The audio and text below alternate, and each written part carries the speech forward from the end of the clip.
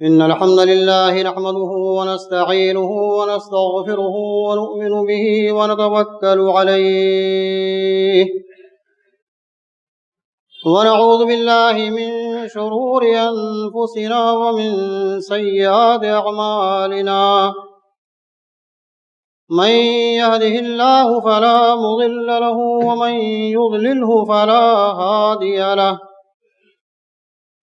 وأشهد أن لا إله إلا الله وحده لا شريك له وأشهد أن محمدا عبده ورسوله أما بعد فإن خير الحديث كتاب الله وخير الهدي هدي محمد صلى الله عليه وسلم وشر الأمور محدثاتها وكل محدثة بدعة وكل بدعة ضلالة وكل ضلالة في النار. أعوذ بالله السميع العليم من الشيطان الرجيم. بسم الله الرحمن الرحيم. فليحذر الذين يخالفون عن أمره أن تصيبهم فتنة أو يصيبهم عذاب أليم. وعن أنس بن مالك رضي الله عنه قال قال رسول الله صلى الله عليه وسلم أما والله إني لأخشاكم لله وأتقاكم له وإني أصوم وأفطر وأصلي وأرقد وأتزوج النساء فمن رغب عن سنتي فليس مني. متفق علیہ. محترم حاضرین،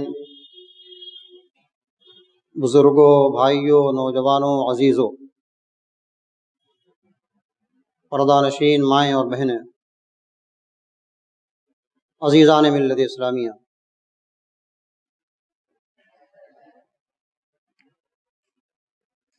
حمد اور صلوات کے بعد سورہ نور کے ایک آیت کا ٹکڑا آپ کے سامنے پڑھا گیا ہے، اور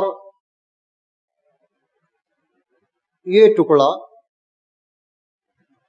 ہم مسلمانوں کو زندگی گزارنے کے لیے ایک بہت بڑا اصول اور دستور اور ضابطہ بتاتا ہے.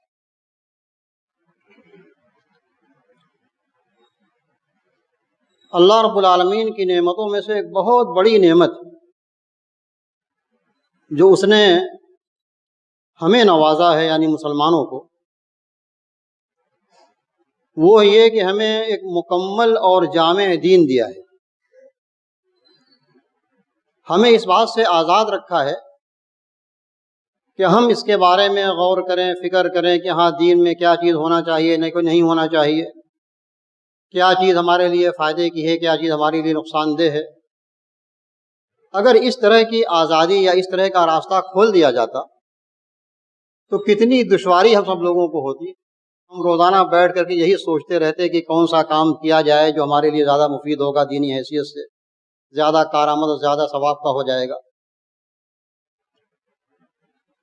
اسی لیے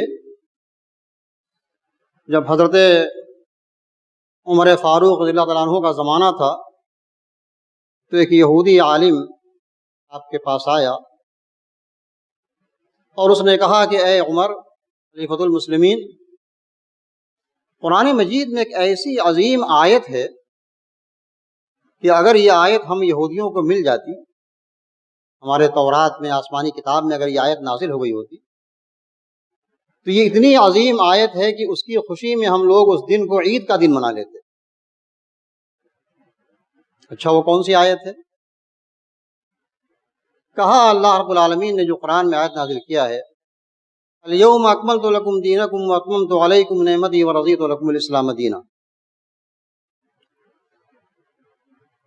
ہم نے اس دین کو مکمل کر دیا تمہارے لیے اور اپنی نعمت کا اتمام کر دیا. یعنی یہ دین کا مکمل ہونا یہ اللہ کی بہت بڑی نعمت ہے، اور ہم اسی مکمل اسلام سے ہم راضی ہیں. اسلام جو مکمل ہو گیا، عمر فاروق نے بتایا کہ ہمیں پتہ ہے یہ آیت تو عید کے دن نازل ہوئی تھی، عرفات کا میدان تھا، جمعہ کا دن تھا، ہم خوب جانتے ہیں اس آیت کے بارے میں. تو یہ نعمت دین کے مکمل ہونے کی نعمت، اس لیے کہ یہودیوں کا دین مکمل نہیں ہو سکا، عیسائیوں کا دین مکمل نہیں ہو سکا. یہ دین حضرت آدم علیہ السلام سے لے کر کے جستا جستا اور رفتہ رفتہ اللہ کے پیارے نبی جناب محمد رسول اللہ صلی اللہ علیہ وسلم پر آ کر کے یہ مکمل ہو گیا. یہ بہت عظیم نعمت ہے میرے بھائیوں، بزرگوں، نوجوانوں، اس کی ہمیں قدر کرنی چاہیے.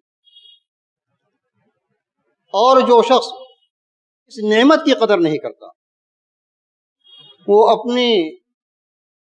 اپنے عقل سے، اپنے مزاج سے، اپنی فکر سے دین کے اندر روزانہ ایک نئی نئی بات پیدا کرتا ہے. اسی کا نام بدعت رکھا گیا. جس کو ہم اچھا سمجھتے ہیں وہ اچھا نہیں ہو سکتا. ہم ایک نئی بات پیدا کریں اور اس کو سمجھے کہ یہ دین ہے، وہ دین نہیں ہو سکتا. اللہ کے پیارے نبی جناب محمد رسول اللہ صلی اللہ علیہ وسلم نے یہ دروازہ بند کر دیا. اگرچہ وہ چیز بتاتے خود نیکی ہو، اچھائی ہو، پھر بھی ہم دوسری اچھائیوں کے ساتھ اس کو ایڈ نہیں کر سکتے، ملا نہیں سکتے. یہ جائے کہ وہ اچھائی ہو ہی نہیں، اس کا کوئی وجود ہی نہ ہو. آج تو ایسی ایسی چیزوں کو دین سمجھا جاتا ہے یا دین کا نام دیا جاتا ہے، اس کا سرے سے کوئی وجود نہیں ہے شریعت کے اندر. آئیے میں آج کے خطبہ جمعے میں آپ کے سامنے رکھوں کہ اللہ کے نبی جناب محمد رسول اللہ صلی اللہ علیہ وسلم نے یہ دروازہ کیسے بند کیا، اور اس کے بعد صحابہ کرام اس طریقے سے اسی اصول پر کیسے کاربند رہے. صحابہ کرام، تابعین، ائمہ دین نے اسی اصول کو اپنایا، اور آج بھی وہی اصول باقی ہے. آج بھی جو لوگ اس اصول کو اپناتے ہیں وہی لوگ راہیاب ہوتے ہیں. آپ کے سامنے بخاری مسلم کی میں نے حدیث کا ٹکڑا پڑھا. ایک مرتبہ صحابہ کرام نے سوچا کہ اللہ کے نبی علیہ السلام ہمارے سامنے ہوتے ہیں، مسجد میں ہوتے ہیں، ان کی عبادتوں کو ہم دیکھتے ہیں، لیکن آپ گھر میں کیا کرتے ہیں؟ گھر میں کس طرح سے عبادت کرتے ہیں؟ کیسے اللہ کو یاد کرتے ہیں؟ کیسے بندگی کرتے ہیں؟ آپ کا رہن سہن گھر میں کیسے ہوتا ہے؟ چلو چل کر کے ازواج مطہرات سے معلوم کیا جائے. امام بخاری مسلم رحمۃ اللہ علیہ نے اپنی صحیح میں نقل کیا ہے، فجاء رجل الی النبی صلی اللہ علیہ وسلم، صحابہ کرام کی ایک جماعت، 3 آدمیوں پر مشتمل ایک جماعت امہات المؤمنین کے پاس پہنچی، اور لوگوں نے دریافت کیا، اماں جان ہمیں بتائیے کہ اللہ کے نبی صلی اللہ علیہ وسلم گھر میں کیا کرتے ہیں، آپ کا معمول کیا ہے؟ ازواج مطہرات نے، امہات المؤمنین نے، آپ کی بیویوں نے آپ کے روزمرہ کے معمول کو بیان کر دیا. فَكَأَنَّهُمْ تَقَالُوهَا، صحابہ کرام کو یہ بات سن کر کے ایسا لگا کہ یہ تو بہت معمولی سی چیز ہے. آپ کی عبادت، آپ کا مشغلہ، آپ کے ذکر و اذکار، گھر میں آپ کا رہن سہن. تو ان لوگوں نے یہ فیصلہ کیا، جیسے کہ آج بھی بہت سارے لوگ سوچتے ہیں ارے نبی کی بات کیا ہے بھائی. کہا کہ دیکھیے نبی کا معاملہ الگ ہے. قد غفر اللہ له من ذنبه ما تأخر وما تقدم وما تأخر. نبی کا معاملہ تو الگ ہے. اللہ رب العالمین نے آپ کے اگلے پچھلے تمام گناہوں کو معاف کر دیا. آپ تو بخشے بخشائے ہیں، آپ تو معصوم ہیں. ہم لوگوں کا کام اتنے سے نہیں چلے گا. ہم لوگوں کو عبادت کے اندر اجتہاد کرنا چاہیے، محنت کرنی چاہیے، کوشش کرنی چاہیے. وہ عبادت جو نبی کرتے ہیں وہ عبادت ہمارے لیے کافی نہیں ہو سکتی. یہ مزاج آج بھی ہمارے بعض مسلمانوں کا مزاج ایسا ہی ہے. آپ نبی سے ہماری کیا مثال دیتے ہیں؟ صحابہ سے کیا مثال دیتے ہیں؟ ان کا تو معاملہ الگ ہے بھائی.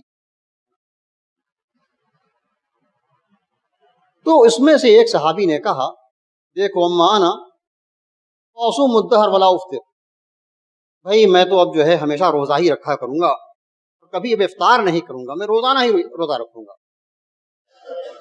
اور ایک دوسرے نے کہا کہ دیکھو میں تو اقوم اللیل ولا ارقد ولا انام، میں تو رات بھر نماز ہی پڑھوں گا، قیام اللیل ہی کروں گا، تہجد گزاری ہی کروں گا، رات پوری جو ہے نماز میں گزار دوں گا، سوؤں گا نہیں میں رات میں۔ اور تیسرے نے یہ فیصلہ کیا کہ یہ عورتوں کا جو چکر ہوتا ہے نا، یہ بہت بڑی آزمائش ہو جاتی ہے، اس لیے عورتوں سے میں دور رہوں گا۔ وَأَمَّا أَنَا فَأَعْتَزِلُ النِّسَاءَ، اب میں شادی ہی نہیں کروں گا، عورتوں سے قریب ہی نہیں رہوں گا، دور رہوں گا عورتوں سے، تاکہ ہماری عبادت میں یہ عورتیں مخل نہ ہوں۔ میرے بھائیو، میرے بزرگوں،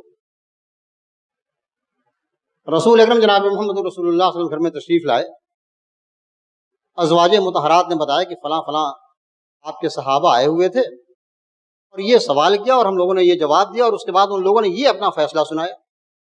اللہ اکبر! پھر کون سی قباحت ہو گئی، کون سی قیامت ٹوٹ پڑی؟ ایک آدمی کہتا ہے روزہ رکھنے کے لیے، کہتا ہے نماز پڑھنے کے لیے، یہ تو عین عبادت ہے۔ لیکن نہیں، اللہ کے نبی جناب محمد رسول اللہ صلی اللہ علیہ وسلم جو عبادت کرتے تھے، اس میں ان عبادتوں کو اپنی طرف سے ایڈ کر لینا، شامل کر لینا، جوڑ لینا، اس کو نبی نہیں کرتے تھے۔ اللہ کے نبی جناب محمد رسول اللہ صلی اللہ علیہ وسلم نکلے گھر سے، تلاش کیا ان صحابہ کو، کہا کہ انتم الذین قلتم کذا و کذا، تم لوگوں نے ایسی ایسی باتیں کہی ہیں؟ کہا ہاں اللہ کے نبی صلی اللہ علیہ وسلم ہم لوگوں نے کہی ہیں۔ اس موقع پر آپ نے یہ کہا تھا اما انا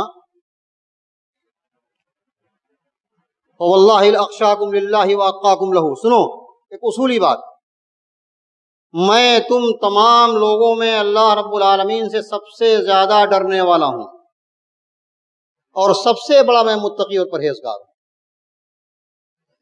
کہ قیامت تک اتنا بڑا متقی اور پرہیزگار نہیں آ سکتا نا، آپ نے یہ فیصلہ سنا دیا۔ لیکن میں اس کے باوجود اصوم و افطر و اصلی و ارقد و اتزوج النساء، میں روزہ بھی رکھتا ہوں، نفل روزہ بھی رکھتا ہوں، اور افطار بھی کرتا ہوں۔ آپ جانتے ہیں سوموار کا روزہ، جمعرات کا روزہ، ایام 20 کے روزے، یہ سب نفل روزے ہوا کرتے تھے، نبی صلی اللہ علیہ وسلم رکھا کرتے تھے، لیکن اس کے بعد میں افطار بھی کرتا ہوں، ہمیشہ روزہ نہیں رکھتا، اور رات کو اٹھ کر قیام اللیل بھی کرتا ہوں، تہجد کی نماز بھی پڑھتا ہوں، اور سوتا بھی ہوں، پوری رات نماز نہیں پڑھتا، اور میں شادی بھی کرتا ہوں، تمہیں پتہ ہے کہ ہماری بیویاں ہیں۔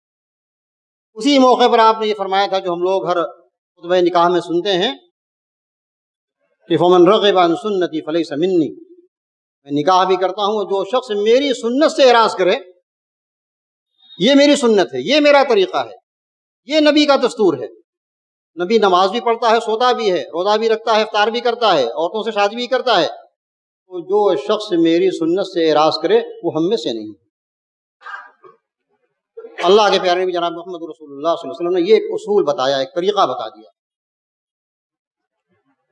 اسی طریقے پر صحابہ کرام کاربند تھے۔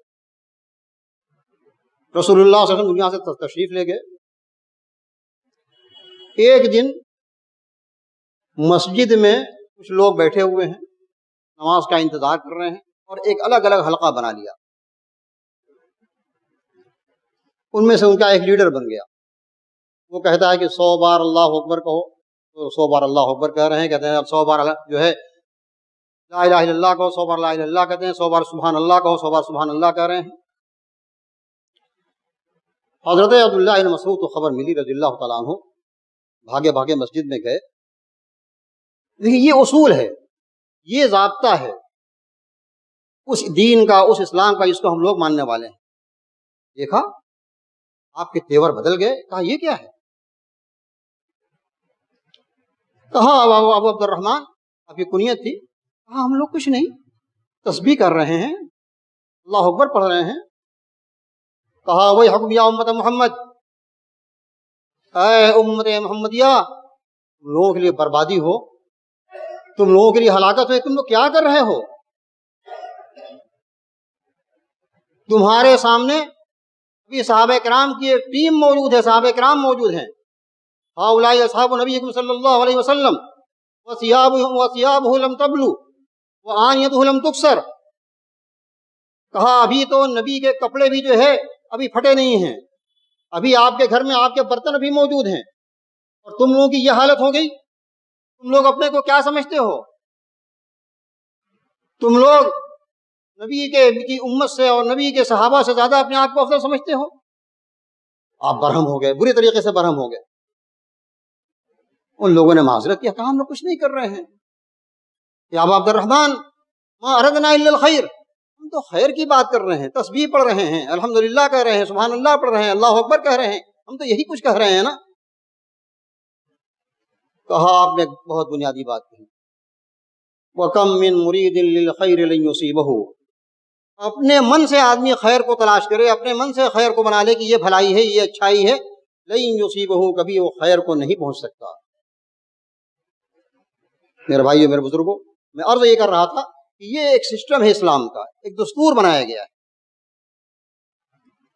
امام ترمذی نے حدیث نقل کی ہے، نافع کہتے ہیں میں ایک مرتبہ حضرت عبداللہ ابن عمر کے پاس بیٹھا ہوا تھا، اور آپ کے بغل میں ایک آدمی، اس کو چھینک آ گئی، رجل بجانب ابن عمر، اس کو چھینک آ گئی تو اس نے کیا کہا؟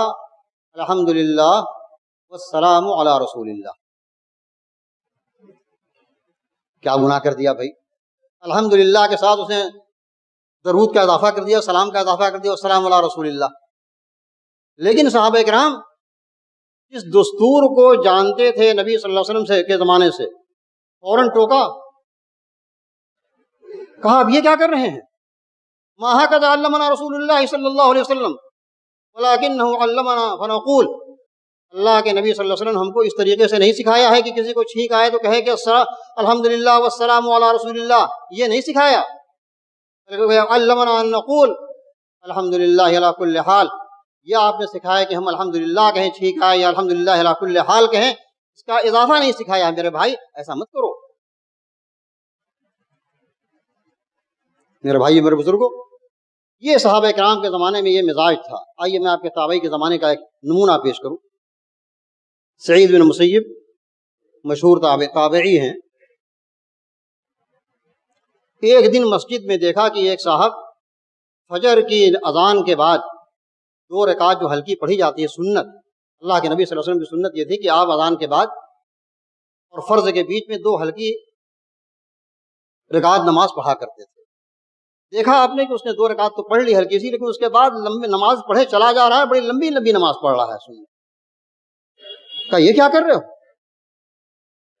تو اس نے کہا کہ یہ بتائیے کہ ہم تو نماز ہی پڑھ رہے ہیں،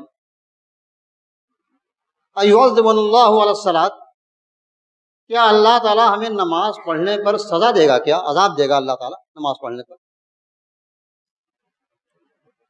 تو سعید بن مسیب نے ایک اصولی بات یہ بتائی کہ اللہ تعالیٰ نماز پڑھنے پر تو عذاب نہیں دے گا، ولکنہ یعذبک علی خلاف السنہ، لیکن تم سنت کی مخالفت کر رہے ہو۔ نبی کا طریقہ یہ تھا کہ آپ 2 ہلکی رکعت پڑھا کرتے تھے، تم اس سنت کی مخالفت کر رہے ہو، اس لیے اللہ تعالیٰ سنت کی مخالفت پر تمہیں ضرور عذاب دے گا۔ امام مالک رحمۃ اللہ علیہ کا زمانہ آیا، میں ایک واقعہ بتاؤں، نام دار الہجرہ، ایک صاحب آئے فتویٰ معلوم کرنے کے لیے کہ میں عمرہ کرنا چاہتا ہوں، احرام کہاں سے باندھوں؟ انہوں نے کہا ذی الحلیفہ سے باندھو، اب یار علی معروف ہے۔ کہا میں چاہتا ہوں کہ یہیں سے باندھ لوں، مسجد نبوی سے اور اسی قبر رسول سے، روضے کے پاس سے میں احرام باندھ لوں۔ تو انہوں نے کہا کہ نہیں، انی اخشی علیک الفتنہ، مجھے تمہارے پر بڑا فتنے کا اندیشہ لگتا ہے، تم فتنہ برپا کرو گے، تم اس طرح کا سوال کر رہے ہو۔ تو کیا ہو گیا اس میں؟ کیا فتنے کی بات ہے بھائی؟ ارے چند میل ہے، امیال ازیدھا، یہاں سے ذو الحلیفہ اب یار علی چند میل ہے، اس کا اضافہ ہو جائے گا، اس میں فتنے کی کون سی بات ہو گئی؟ تو امام مالک رحمۃ اللہ علیہ نے کہا اللہ رب العالمین نے ایسے ہی لوگوں کے بارے میں کہا ہے، فَلْيَحْذَرِ الَّذِينَ يُخَالِفُونَ عَنْ أَمْرِهِ أَن تُصِيبَهُمْ فِتْنَةٌ أَوْ يُصِيبَهُمْ عَذَابٌ أَلِيمٌ، جو لوگ اللہ اور اس کے رسول کے احکام کی نافرمانی کرتے ہیں انہیں ڈرنا چاہیے ان تصیبہم فتنہ، انہیں کوئی بہت بڑا فتنہ نہ لاحق ہو جائے، او یصیبہم عذاب علیم، یا انہیں کوئی دردناک عذاب نہ پہنچ جائے۔ میں تمہیں بتا رہا ہوں کہ نبی کی سنت یہ کہ آپ نے وہاں سے احرام باندھا تھا، تم یہاں سے احرام باندھنا چاہتے ہو۔ میرے بھائیوں، میرے بزرگوں، میں نے آپ کے سامنے یہ نمونے اس لیے رکھے ہیں کہ یہ دستور نبی کے زمانے میں، صحابہ کے زمانے میں، تابعی کے زمانے میں، ائمہ دین کے زمانے میں یہی دستور تھا، یہی اصول تھا دین کو پرکھنے کے لیے اور جانچنے کے لیے۔ اور آج بھی جو لوگ اس دستور کو اپناتے ہیں وہ ہدایت یاب ہوتے ہیں۔ ہماری ذمہ داری یہ ہے، ہم جماعت حدیث کی ذمہ داری یہ ہے کہ ہم لوگ اس اصول کو لوگوں کے سامنے بیان کریں۔ آئیے میں آپ کو ایک واقعہ بتاؤں اس مہینے کے تعلق سے۔ یہ ربیع الاول کا مہینہ، جس میں نبی کی محبت کے نام پر طرح طرح کے جو تماشے کیے جاتے ہیں، ایک واقعہ بتاؤں اور خطبہ ختم کروں۔ انڈونیشیا میں ایک کانفرنس تھی اعجاز علمی کے اوپر، علمی اعجاز کے اوپر۔ 8 ممالک کے لوگ اس میں شریک تھے۔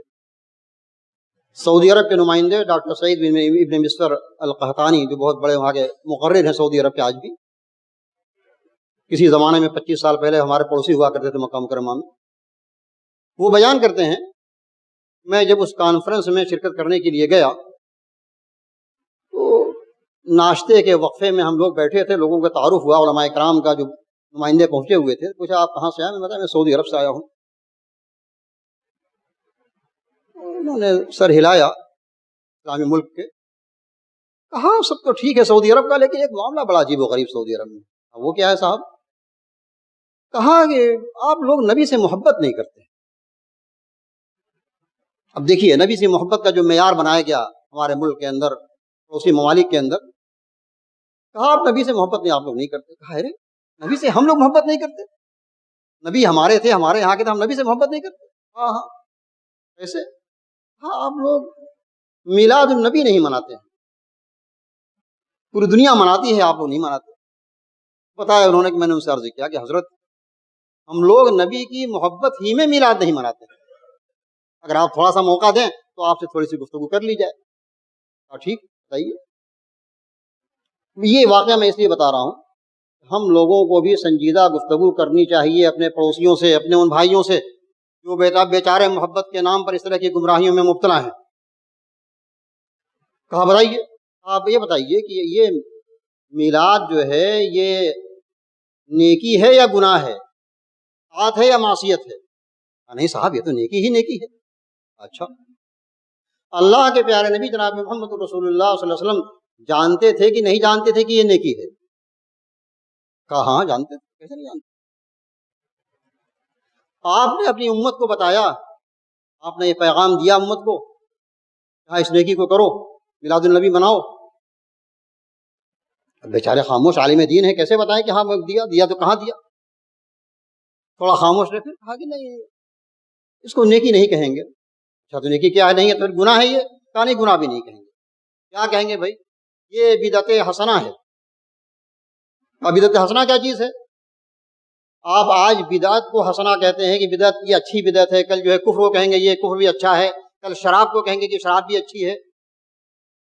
اللہ کے نبی تو کہتے ہیں کہ کل بدعت ضلالہ، ہر بدعت گمراہی ہے، اور آپ کہتے ہیں بدعت حسنہ یہ ہے؟ نہیں ایسے کہتے ہیں نا، یہ اس میلاد میں اور مجلس میں نبی صلی اللہ علیہ وسلم حاضر ہوتے ہیں نا، آپ کی حاضری اس کو مبارک بنا دیتی ہے، اس لیے اچھا۔ تو میں نے کہا کہ نبی حاضر ہوتے ہیں؟ نبی جب اپنی زندگی میں تھے تو مکہ میں ہوتے تھے تو مدینہ میں نہیں ہوتے تھے، مدینہ میں ہوتے تھے مکہ خالی ہوا کرتا تھا آپ سے، اور جب آپ کو موت آ گئی، آپ وفات پا گئے، تو آپ ہر جگہ کہا دیکھیے یہ آپ گستاخی کر رہے ہیں، آپ موت کا جو لفظ استعمال کر رہے ہیں، نبی کے بارے میں موت کا لفظ استعمال کر رہے ہیں۔ تو حضرت آپ ہی بتائیے میں آپ کی مانوں یا قرآن کی مانوں؟ قرآن تو کہتا ہے انک میت وانہم میتون، آپ کو بھی موت آئے گی، آپ بھی میت ہو جائیں گے۔ وہاں محمد اللہ رسول واحد میں پڑھ کے میں نے سنایا ان کو۔ اس کے بعد ان کے پاس کوئی جواب نہیں بنا، بیچارے انہوں نے اعتراف کیا کہ واقعی ہم لوگ گمراہی میں ہیں، اور کہا میں 3 روز تک اس کانفرنس میں انڈونیشیا میں تھا، مجھ سے انہوں نے ہوٹل کا نمبر لیا، روم نمبر لیا، اور آ کر ہم سے ملتے رہے، بیٹھتے رہے، بہت سی علمی مناقشے ہوتے رہے، گفتگو ہوتی رہی۔ تو میرے بھائیو میرے بزرگوں، ایک بڑا طبقہ مسجد میں علماء کرام کا رہتا ہے، نمازیں پڑھتا ہے، حاضر ہوتا ہے۔ یہ ہم لوگوں کی ذمہ داری ہے، ہمارے پاس پڑوس میں جو بدعات کے نمونے ہم دیکھتے رہتے ہیں، خرافات کے نمونے دیکھتے رہتے ہیں، تماشے روزانہ ہوتے رہتے ہیں نبی کی محبت کے نام پر، ان لوگوں تک ہم صحیح پیغام کیسے پہنچائیں، یہ ہماری ذمہ داری بنتی ہے۔ اللہ رب العالمین ہم تمام لوگ صحیح طریقے سے دین کو سمجھنے، اس پر عمل کرنے اور نبی کے پیغام کو پہنچانے کی توفیق عطا فرما، آمین۔ اقول قولی ھذا واستغفر اللہ لی ولکم ولسائر المسلمین من کل ذنب فاستغفروه انہ هو الغفور الرحیم۔